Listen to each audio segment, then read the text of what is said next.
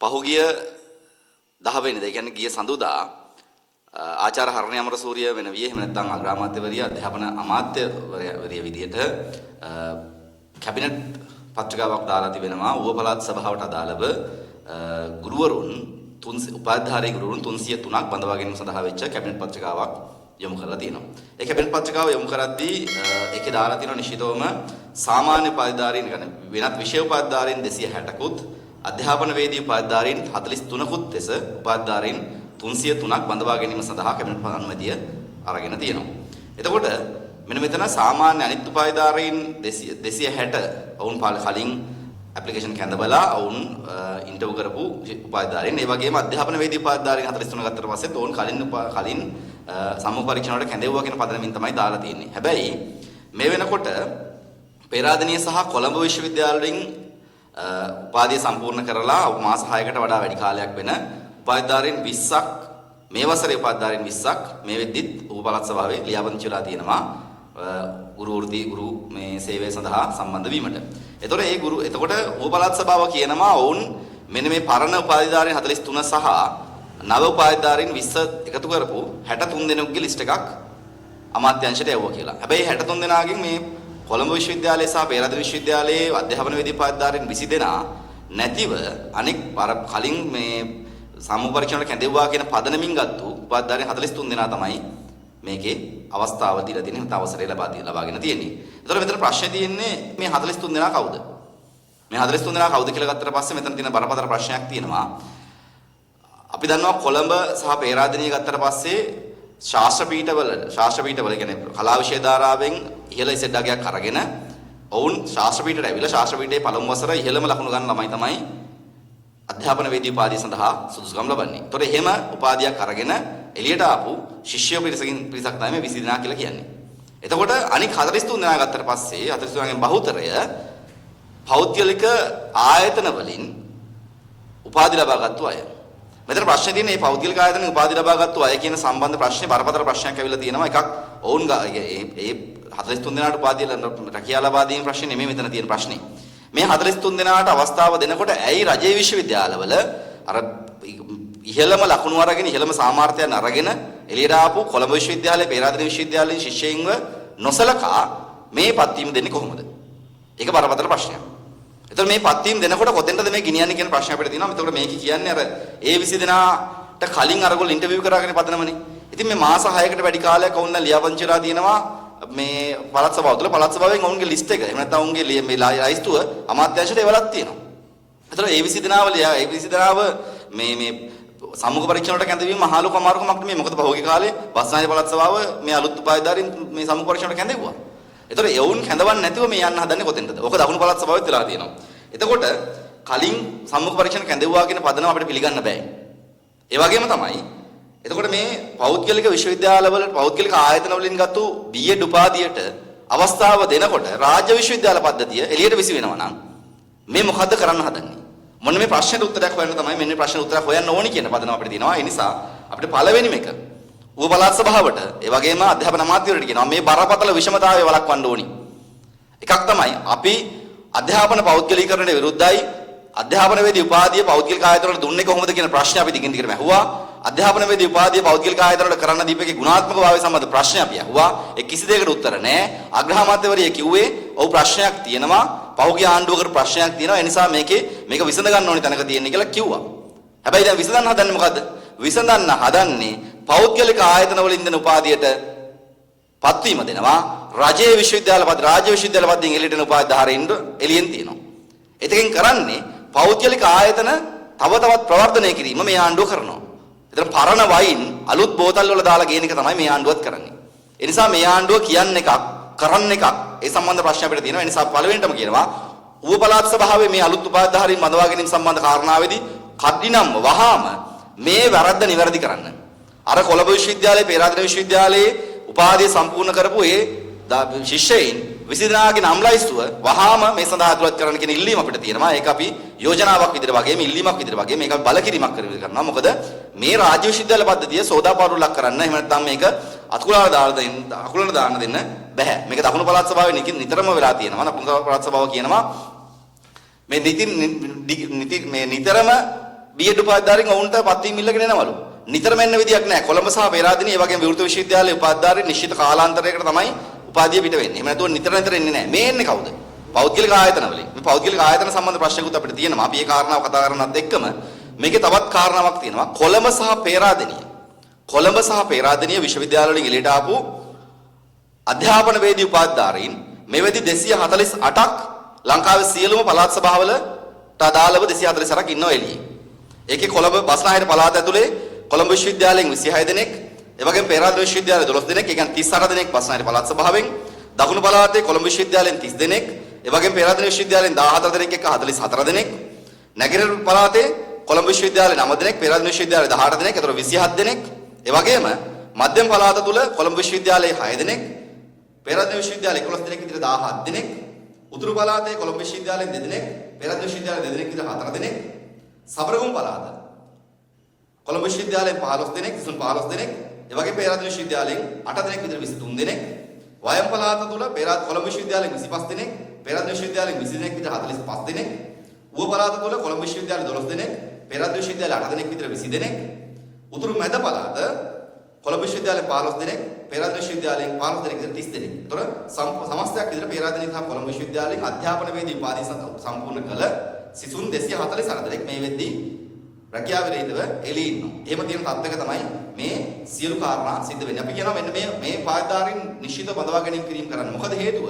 අධ්‍යාපන වේදී උපාධිය කියන්නේ ගුරු සේවයේ 2 පන්තියට ඍජුව බඳවා ගන්නා උපාධිධාරීන්. ඒ වගේම ගුරු සේවයේ ඉහළම වෘත්තීය සුසුකම සපුරා ගන්නා උපාධිධාරීන්. බඳවා ගැනීම වලදී ඉහළම සුසුකම සපුරා ගන්නා උපාධිධාරීන් තමයි අධ්‍යාපන වේදී උපාධිධාරීන් කියන්නේ. එතකොට කොළඹ විශ්වවිද්‍යාලයේ පෙරාදෙණිය විශ්වවිද්‍යාලයේ ගත්තට පස්සේ ශාස්ත්‍ර කලා විෂය ධාරාවෙන් ඉහළම ලකුණු ගන්න සිසුන් තමයි මේ අධ්‍යාපන වේදී උපාධිය සඳහා සුසුකම් ලබන්නේ. ඒතකොට ඊළඟට අමතරව මේ විරුද්ධ විශ්වවිද්‍යාලයේ මේ ලලිත කලා වේදී නැත්නම් අපි කියනවා මේ නාට්‍ය රංගකලා විෂය ධාරාවෙන් අධ්‍යාපන උපාධිධාරී යම් පිරිසක් ශේෂ්ත්‍රයට පැමිණෙනවා. ඒතකොට මොවුන් බඳවා ගැනීම කරන්න නැතුව පහුගිය කාලේ අවුරුදු 2-3 බඳවා ගැනීම කරන්න නැතුව හිටියා. ඒකෙන් උනේ පෞද්ගලික මේ අධ්‍යාපන ආයතන එහෙම නැත්නම් පෞද්ගලික පාසල් වලට මේ උපාධිධාරීන් අන්තර්ග්‍රහණය වුණා. ඒතර මොවුන් මේ රටේ ජනතාවගේ මුදල් වලින් නිෂ්පාදනය කරපු උපාධිධාරීන්, ඒතර මේ තාම ඉහළම සුසුකම් සහිත උපාධිධාරීන්, තාම ගුණාත්මක භාවය ඉහළ උපාධිධාරීන් මොවුන් පාසල් ශේෂ්ත්‍රයට එහෙම නැත්නම් අපේ රජයේ පාසල් අධ්‍යාපන ශේෂ්ත්‍රයට ඇතුළත් වෙන්නේ නැතුව වුන් පෞද්ගලික ආයතන වලට යනවා, නැත්නම් වෙනත් රැකියාව වලට යනවා. ඒතර මේක අපරාධයක්. මේ මානව සම්පත අපරාධී විනාශ කර ගැනීමක් මේ කියන්නේ. මේක කරන්නේ පාසල් පද්ධතියේ බරපතල ගුරු ඉංගියක් තියෙන වෙලාවක. එතකොට අපි කියනවා මේකේ තියෙන අනිත් ප්‍රශ්නේ තමයි මේකේ ඒ වගේම මේ සිසුන්ට තව ප්‍රශ්නයක් තියෙනවා. පහුගිය අවුරුදු ගාන පුරාම ජාතික පාසල් වලට මේ සිසුන් බඳවාගෙන නැහැ. මේ උපාධිධාරීන් බඳවාගෙන නැහැ. මේ උපාධිධාරීන් සියල්ලම බඳවාගෙන තියෙන්නේ පළාත් සභා පාසල් වල විතරයි. ඒ කියන්නේ කොළඹ විශ්වවිද්‍යාලය, පෙරාදෙණිය විශ්වවිද්‍යාලය, විරුද්ධ විශ්වවිද්‍යාලය තුලින් බිහිවන අධ්‍යාපන වේදී උපාධිධාරීන්ට ජාතික පාසල් අහිමි. ඒකට එක ජාතිය හේතු කියනවා. ජාතික පාසල් වැඩි කියන කතාවනේ ජාතික පාසල් නැවත නම් කිරීමත් මේක කී කාණ්ඩු කරනවා. එතකොට ජාතික පාසල් වැඩි කියන පළාත් සභා පාසල් වලට බඳවා ගැනීම කරනවා. මොවුන්ට කවදාවත් පළාතෙන් එළියට යන්න වෙන්නේ නැහැ. අපි දන්නවා දැන් පළාත් සභා වලට බඳවගත්තු උපාධිධාරීන්ට ජාතික පාසල් වලට හෝ පළාත් අතර හුවමාරු කිරීමේ ප්‍රශ්නයක් ඇවිල්ලා තියෙනවා. චක්‍රලේඛ ගහලා ප්‍රශ්නයක් ඇති කරලා තියෙනවා. එතකොට මොවුන් කවදාවත් මේ උපාධිධාරීන්ට තමන්ගේ උපන් පළාතෙන් එළියට යන්න වෙන්නේ නැහැ. කොහොම රැකියාවක් සඳහා එහෙම නැත්නම් ජීවත් වීමේ මේ ප්‍රදේශීය විදිහට තෝරා ගැනීම කරන්න බෑ. එහෙම තැනකට තමයි මේ තල්ලු කරලා තියෙන්නේ. ඊට අමතරව මේ බරපතල ප්‍රශ්න ගැන කතා කරද්දී අපි අග්‍රාමාත්‍යවරයෙක්ගෙන් හෝ අග්‍රාමාත්‍යවරිය කියනවා පහුගිය ආණ්ඩුව ආයතන 27කට අධ්‍යාපන වේදී උපාධිය ලබා දීම සඳහා අවසර දුන්නා. අධ්‍යාපන වේදී උපාධිය ලබා දීම සඳහා ආයතන 27කට අවසර දුන්නා. මේ ආයතන 24 අවසර දීලා තියෙන විදිය හොට පස්සේ එක විදි කියනවා. නමුත් ප්‍රශ්නේ තියෙන්නේ මේ ආයතන මොනවද කරන්නේ? මේ සමහර ආයතන ගත්තට පස්සේ හරිම විහිළු සහගතයි. සමහර ආයතන වල දේවල් ගත්තට පස්සේ සාම විහිළු සහගතයි කියන්නේ මේ අධ්‍යාපන වේදී උපාධිය. සරලව ගත්තොත් අධ්‍යාපන වේදී උපාධිය කියන්නේ අවුරුදු 4ක විශේෂ උපාධියක්. අවුරුදු 4ක විශේෂ උපාධියක්. එතකොට ඒකේ න්‍යායික පුහුණුව වගේම ප්‍රායෝගික පුහුණුව පාසල් පද්ධතියට තුලට අන්තර්ග්‍රහණය කරලා න්‍යායික පුහුණුව ලබා දීලා තමයි මේ සිසුන් එළියට එන්නේ. හැබැයි පෞද්ගලික ආයතන වල දැන් මේ Facebook එකේ එහෙම නිතර ඇඩ් යනවා. අර නිකන් මේක බොහොම සාමාන්‍ය ගුරුවරුන්ට නිතරම Facebook වල එහෙම ඇඩ් පේන එක තමයි ඔබේ B.Ed එක කරන්න අපේ ආයතනට එන්න. මේක හරියට තොරම්බල් කරන අර කඩේ මොකද මේ මාකට් එකේ මේ අර සේල් කියලා විකුණනවා වගේ මේ කියන අපේ එක තමයි ලේසිම අපේ එක තමයි කරන්න පුළුවන් කියලා ඒකේ සුවිශේෂී කාරණා තියෙනවා. ඒ කියන්නේ මේවට ගුරුවරු කමෙන්ට් කරාම නැත්නම් මිනිස්සු ළමයි කමෙන්ට් කරාට පස්සේ මේකේ කියනවා අවුරුදු 1කමාරයි උපාධිය. සමහර ආයතන තියෙනවා අවුරුදු එකමාරයි උපාධිය කිසිදු විභාගයක්වත් නැහැ. අධ්‍යාපනයේදී උපාධිය දෙනවා. ළමයි යහුවට පස්සේ මේකට පත්වීම දෙනවද කියලා නිශ්චිතවම වුන් කියනවා. ඒ ආයතන වලින් නිශ්චිතව කියනවා. ඔව් මේ ආයතන වලින් දාපු මේ තොරතුරු වල තියෙනවා. ඔව් අධ්‍යාපන අමාත්‍යාංශය අධ්‍යාපන වේදී උපාධිය මේක පිළිගන්නවා. මේකෙන් උසස් වීම දෙනවා. ඒ වගේම පත්වීම ලබා දීම ස්ථිර කරලා දෙනවා කියලා. ඔව් එහෙම කරලා දෙනවා. දැන් මේ උප පළාත් සභාවේ කරන්න හදන ඒක. ඒ වගේම දකුණු පළාත් සභාවේ නිතරම කළා. එතකොට මේ කරන්නේ අධ්‍යාපන වේදී උපාධිය අවුරුදු 4ක විශේෂ වේදී විශේෂ උපාධිය අවුරුදු 1කමාරකින් සම්පූර්ණ ඔන්ලයින්. මේ සියලු දේවල් කරන්නේ සම්පූර්ණ ඔන්ලයින්. එතකොට අරලා කලා විෂය ධාරාවෙන් ඉහළම ලකුණු ගන්න ළමයි විශ්වවිද්‍යාලවලට ගිහිල්ලා අවුරුදු 4ක් උපාධිය සම්පූර්ණ කරන්න අසයින්මන්ට් කරලා එක්සෑම් කරලා එහෙම නැත්නම් මේ මොනවාද රිසර්ච් කරලා කරන උපාධිය අවුරුදු 1කමාරක් ගෙදර ඉඳලා කරන්න පුළුවන්. ඒතකොට ඒකට කෙලින්ම ගුරු සේවයේ දෙකේ පත්වීම ලබා දෙනවා නම් ළමයි කල්පනා කරනවා අවුරුදු 4ක් විශ්වවිද්‍යාලයට බඩගාලා විශ්වවිද්‍යාලෙ ගිහිල්ලා අමාරුවෙන් ඉගෙනගෙන විභාග ලියලා අසයින්මන්ට් කරලා රිසර්ච් කරලා මොකටද මේක ගන්න කියලා හිතයි. මොකද විශ්වවිද්‍යාලයට ගියාට පස්සේ කැම බීම වලට යන වියදම අවුරුදු 4ක් පුරා යන වියදම, එතකොට බෝඩින් වලට යන වියදම මේ කිසිවක් නෑ ඔන්ලයින් සම්පූර්ණයෙන්ම කරන්න තියෙන්නේ. ඔන්ලයින් සම්පූර්ණයෙන්ම කළා අවුරුදු 1කමාරකින් උපාධිය අරගෙන ගුරු ශේෂ්ත්‍රයට එන්න පුළුවන්. එතකොට වෙන්නේ මේ රටේ නිදහස් අධ්‍යාපන පද්ධතිය ඇතුළේ තියෙන රාජ්‍ය විශ්වවිද්‍යාල පද්ධතිය ඇතුළේ තියෙන අධ්‍යාපන වේදී උපාධියට තැනක් හම්බෙයි. අධ්‍යාපන වේදී උපාධිය පිළිගැනීමට ලක් වෙයි. එහෙම නැත්නම් අධ්‍යාපන වේදී උපාධිය සඳහා මේ රටේ දරුවෝ, මේ රටේ ශිෂ්‍යයෝ ඉල්ලුම් කරයිද? ඒ ගන්න අයට වෙන්නේ මොකක්ද? එතකොට මෙතන ප්‍රශ්නයක් තියෙනවා. අනිත් එක තමයි ගුරු සේවය කියන්නේ. ගුරු වෘත්තිය කියලා කියන්නේ මිතාම ප්‍රායෝගික මේ වෘත්තියක්. එතකොට මේකට මේ ඔන්ලයින් එකකින් උගන්වලා කරන්න බෑ. අපි දන්නවා ඔන්ලයින් වල මේ මීටින් අපි සාමාන්‍ය සාකච්ඡාවක් ඔන්ලයින් වල ගත්තත් ඒක හරියට කරගන්න බෑ. එහෙම තියෙද්දි සමස්තයක් විදිහට මේ සියලුම පාඨමාලා ඔන්ලයින් කරන්නේ. ඔන්ලයින් කරනකොට මේක එක පාඨමාලාවක් තියෙනවා. ඒ පාඨමාලාවත් එක්කම හඳුන්වා දෙනවා තවත් ආයතනයක් අසයින්මන්ට් එක අපි කරලා දෙන්නම් කියලා. ඒ කියන්නේ විශ්වවිද්‍යාලය ඒගොල්ලෝ කියන විශ්වවිද්‍යාලය ඒගොල්ලෝ කියන ආයතනයෙන් අසයින්මන්ට් එක දුන්නා. ඊපස්සේ අසයින්මන්ට් එක කරලා දෙන්නත් ආයතනයක් තියෙනවා. ලංකාවේ අඩුම මිලට අසයින්මන්ට් එක කරලා දෙනවා. අසයින්මන්ට් එකත් මුදලට ගන්න පුළුවන්. ළමයාට මොකුත් කරන්න දෙයක් නැහැ. ඉගෙන ගන්න දෙයක් නැහැ. කෙලිම උපාධි සහතික ගෙදරට එනවා. ඒතකොට මේක අධ්‍යාපන වේදී උපාධියට මේක කරනකොට අධ්‍යාපන වේදේ සම්බන්ධව ගුරු වෘත්තියේ ගුණාත්මක භාවය සම්බන්ධව ප්‍රශ්න කොහොමද මෙතන බලපාන්නේ කොහොමද? අපි අග්‍රාමාත්‍යවරයෙක් කියනවා නිදහස් අධ්‍යාපනය සුරක්ෂිත කරනවා අධ්‍යාපනයේ ගුණාත්මක භාවය සුරක්ෂිත කරනවා කියලා ආපු ආණ්ඩු මෙහෙම කරනවා නම් පරණ ආණ්ඩු කරපු එක තමයි මේ කරන්න අපිට අදගෙන යන්න වෙලා තියෙන කියලා දන් කියන්න එපා. පරණ ආණ්ඩු වැරද්දුව පරණ ආණ්ඩු කරේ නැති නිසා තමයි ජනතාව මේ ආණ්ඩුවට දීලා තියෙන අවස්ථාව දීලා තියෙන්නේ. ඒ නිසා මේ අධ්‍යාපන වේදී උපාධිය අර අපි නිතරම කතා කරනවා වෛද්‍ය උපාධිය ගැන. වෛද්‍ය උපාධිය පෞද්ගලිකරණය කරනවා වගේම අධ්‍යාපන වේදී උපාධිය බරපතල ලෙස බිඳවැටීමකට ලක් කරලා තියෙනවා. පෞද්ගලික ආණ්ඩු මේ ආණ්ඩුව ඒක පවත්වාගෙන යනවා. මේ ආණ්ඩුවේකට අවස්ථාව දෙනවා. ඒක තමයි මේ ඌව පළාත් සභාවේ වෙන්නේ. ඒක තමයි දකුණු පළාත් සභාවේ උනේ. ඒ නිසා අපි කියනවා නිශ්චිතව මේ උපාධිය ගත්ත ළමයින්ගේ ප්‍රශ්නයක් අපිට නැහැ. ඒ උපාධිය ගත්ත ළමයෙක්ට උපාධිය ගන්න අවස්ථාවක් තියෙනවා. ළමයි එකට යනවා. ඒක තමයි ස්වභාවය. නමුත් මේ ආයතන නඩත්තු වෙන අවස්ථාව දීලා මේ ආයතන වලට ප්‍රවර්ධනය වෙන අවස්ථාව දීලා මේ ආයතන වලට ළමයින්ට යන්න මේ සිතවිල්ල හදලා මේ ආණ්ඩු මොකද්ද මේ කරන්නේ? රජයේ විශ්වවිද්‍යාල පද්ධතිය නිදහස් අධ්‍යාපනය සම්පූර්ණයෙන්ම කඩාවටනවා. ඒකේ ඊළඟ කාරණාව. ගුරු වෘත්තිය ගත්තට පස්සේ දැන් මහින්ද ජයසිංහ සහෝදරයා කියනවා තුනෙන් දෙක විෂමතාවයක් නැහැ. ඒ විෂමතාවය තියෙන්නේ සුසුකම් සහිත ගුරුවරුන්ට. එහෙම සුසුකම් සහිත ගුරුවරුන් මේකේ නැහැ. ඉන්නේ බොහොම පිරිසක්. ඒ පිරිසට තමයි ප්‍රශ්නේ තියෙන්නේ. ඒක හදාගන්න නම් ඔන්න දාන්න ඕනෙලු මොකද්ද මේ වෘත්තික සභාවක් දාන්න ඕනේ. ඒ වෘත්තික සභාවෙන් ගුරු වෘත්තියේ ගුණාත්මක භාවය ගැන සලකලා ඊට පස්සේ ගුරුවරුන්ට පුළුවන්ලු තමන්ගේ වෘත්තිය සුසුකම හදාගන්න. ඔන්න ඔහොම පෙලක් කියාගෙන යනවනේ. ඕක 1994 ගුරු සේවා ව්‍යවස්ථාව හදනකොට නිශ්චිතව කියලා තියෙනවා ගුරු සේවය තවදුරටත් උපාධිධාරී සේවාවක්. ඒ උපාධිධාරී සේවාවක් කිරීම සඳහා වසර 2000 වෙනකොට සියලු ගුරුවරුන් උපාධිධාරීන් කිරීම සඳහා වැඩපිළිවෙලක් ආණ්ඩුව හදන්න ඕනි කියලා. ඒක හදන්න ආණ්ඩුව අසමත් වුණා ආණ්ඩුව කළේ නැහැ. ඒ වගේම 2008 ශේෂ්ඨාධිකරණ තීන්දුවක් තියෙනවා මේකට වැඩපිළිවෙලක් හදන්න කියලා. ඒක තවමත් කළා නැහැ. එහෙම කරලා නැතිව ගුරුවරුන්ට අධ්‍යාපන වේදී උපාධියකට උපාධිධාරී කිරීම සඳහා වැඩපිළිවෙලක් ආණ්ඩුව හදන්නේ නැතිව දැන් ආණ්ඩුව කියනවා නම් ඔයාලගේ වැටුප් දෙන්නම් මෙන්න මේක හදන් ඉන්න කියලා ආණ්ඩුව කියනවා. ආණ්ඩුව කියන අතරේ ආණ්ඩුව අනිත් පැත්තෙන් ඒකට කිසිදු ප්‍රතිචාරයක් දක්වලා නැහැ. ප්‍රතිචාරයක් කියලා කියන්නේ මෙන්න මෙහෙම. අධ්‍යාපන විද්‍යාපීඨ උපාධි ලබා දෙන ආයතන බවට පත් කරනවා කියලා අවුරුදු 20 ගණනක් තිස්සේ කියනවා. තව මෙහෙම කිසි දෙයක් කළා නැහැ. අධ්‍යාපනවේදී උපාධිය සඳහා බඳවා ගැනීම වැඩි කරන්න කියලා කිව්වට ඒක සඳහා කිසිම වැඩි පිළිලක් කළා නැහැ. අධ්‍යාපන පීඨ ගණනාවක් යෝජනා වෙලා තියෙනවා. ඒ යෝජනා ක්‍රියාත්මක වෙලා නැහැ. එහෙම කරන්නේ නැතිව ගුරුවරුන්ට සුසුකම් හදාගන්න කිව්ව ගමන් ගුරුවරුන්ට ඊට පස්සේ සුසුකම් හදාගන්න කියලා ආණ්ඩුව අවසර දෙනවා පෞද්ගලික ආයතන 27කට. අවසර දීලා කියනවා කඩෙන් ගන්න. හෝල්සේල් දාලා ගුරුවරුන්ට සුසුකම් හදාගන්න කියලා ආණ්ඩුවෙන් කියනවා. එළියෙන් ආණ්ඩුව අවසර දෙනවා සුසුකම් හදාගන්න පුළුවන් ආයතන කියලා ඔන්ලයින් හදන ආයතන හෝල්සේල් දාලා ගුරුවරුන්ව මාකට් එකේ විකුණනවා.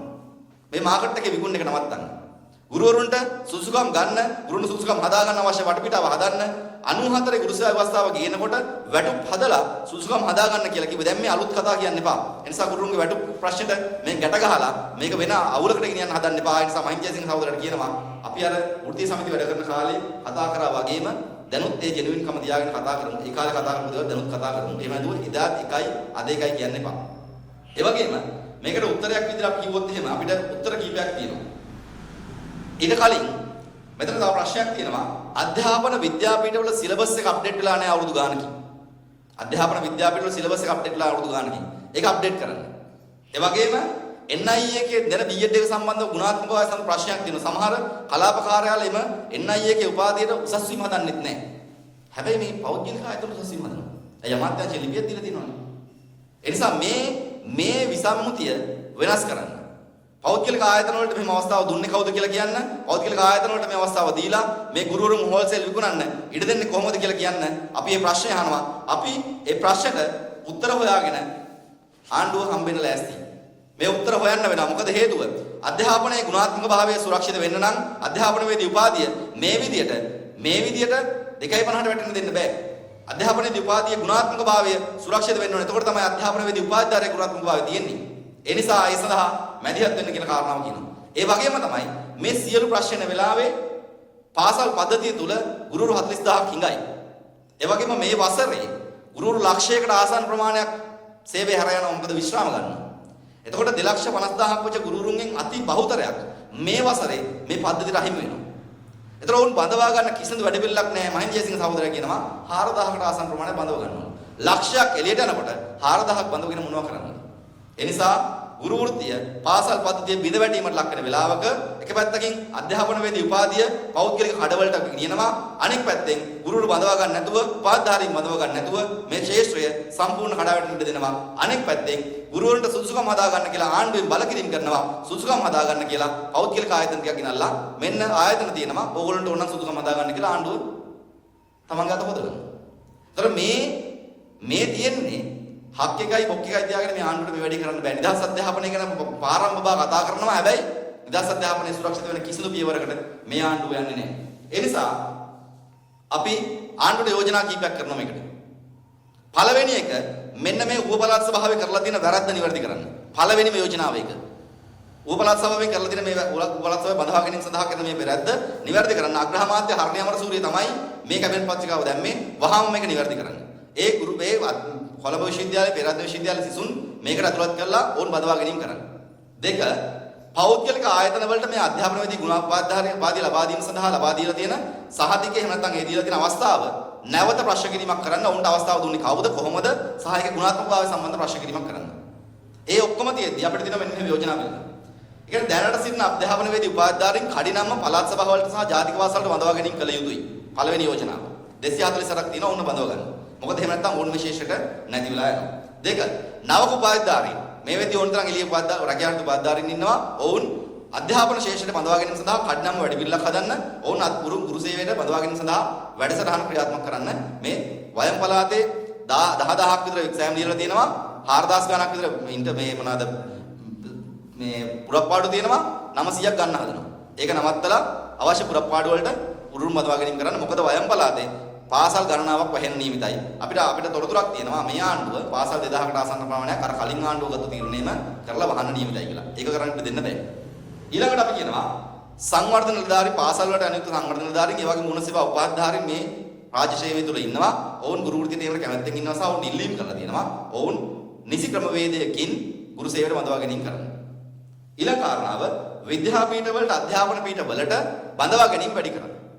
ජාතික අධ්‍යාපන විද්‍යාපීඨ සහ අධ්‍යාපන පීඨ වලට බඳවා ගැනීම වැඩි කරන්න. විශේෂයෙන්ම අධ්‍යාපන පීඨ වලට බඳවා ගැනීම ප්‍රමාණය දෙගුණ කිරීම අපි යෝජනා කරනවා. ඒ වගේම තවත් විශ්වවිද්‍යාලවලට බඳවා ගැනීම කරන්න අධ්‍යාපන පීඨ නිර්මාණය කරලා එහෙට අධ්‍යාපන වේදී උපාධිය ලබා ගැනීම සඳහා ආයතන නිර්මාණය කරලා ඔවුන්ට ඒ උපාධිධාරී බඳවා ගැනීම කරන්න. ඒක මෙන්න මේ කාරණා විශේෂයෙන් පැහැදිලි කරන්න ඕනේ. දැනට රාජ්‍ය විශ්වවිද්‍යාල පද්ධතිය අධ්‍යාපන වේදී උපාධිධාරීන් බිහි වෙන්නේ කලා විෂය ධාරාවෙන් විතරයි. විද්‍යා ගණිත තාක්ෂණ එහෙම නැත්නම් මේ වාණිජ විෂය ධාරාවල අධ්‍යාපන වේදී උපාධිධාරීන් බිහි වෙන්නේ මෙන්න මේ පෞද්ගලික ආයතන වලින් විතරයි. ඒ නිසා විද්‍යාපීඨ ඒවා විද්‍යා අධ්‍යාපනය ඒ වගේම ගණිත විද්‍යා ගණිත මේ තාක්ෂණික ඒ වගේම වාණිජ්‍ය විෂය ධාරාවල අධ්‍යාපන වේදී උපාධිධාරී බිහි කිරීම සඳහා අවශ්‍ය සුදුසුකම් අවශ්‍ය මේ ප්‍රතිපාදන වෙන් කරන්න කියලා අපි ආණ්ඩුවට යෝජනා කරනවා. ඒ වගේම දැනට උපාධි ලබා දීමේ අවස්ථාවක් නැති ජාතික අධ්‍යාපන විද්‍යාපීඨ උපාධි ලබා දීමේ ආයතන බවට පත් කිරීම හෝ එම ජාතික අධ්‍යාපන විද්‍යාපීඨ රාජ්‍ය විශ්වවිද්‍යාල පද්ධතියට අනුයුක්ත කරලා ඔවුන් රාජ්‍ය විශ්වවිද්‍යාල පද්ධතියෙන් ඔවුන්ට අධ්‍යාපන වේදී උපාධි ලබා දීම සඳහා වැඩපිළිවෙලක් සකස් කරන්න කියන යෝජනාව අපිට තියෙනවා. මෙන්න මේ යෝජනා ටික ක්‍රියාත්මක කරන්න පුළුවන් නම් මේ ප්‍රශ්නෙන් විසඳ ගන්න පුළුවන්. එහෙම නැතුව මේ තැන් වල දාපු කඩවලට අධ්‍යාපන වේදී උපාධිය විකුණන්න අවස්ථාව දීලා මේක තව අවුරුදු 10ක් 15ක් ගියාම ගුරු සේවයේ ගුණාත්මක භාවයක් නැහැ. ගුරු සේවයේ ඉන්නේ මෙන්න මේ කට්ටිය කිය තොරම්බල් කරන්න තියන්න එපා. අපි ඒකට දෙන්නේ නැහැ කියන කාරණාව අපි ආණ්ඩුවට කියනවා. එතකොට පරණ අයව විවේචනය කරන්න අපිට ප්‍රශ්නයක් නැහැ. පරණ ආණ්ඩුව විවේචනය ගන්න පට්ට ගන්න අපිට ප්‍රශ්නයක් නැහැ. මොකද පරණ ආණ්ඩුව තමයි මේ වැරද්ද කළේ. නිශ්චිතව ඔවුන් තමයි මේ අධ්‍යාපනය විකාශ කිරීමේ පටන් ගත්තේ.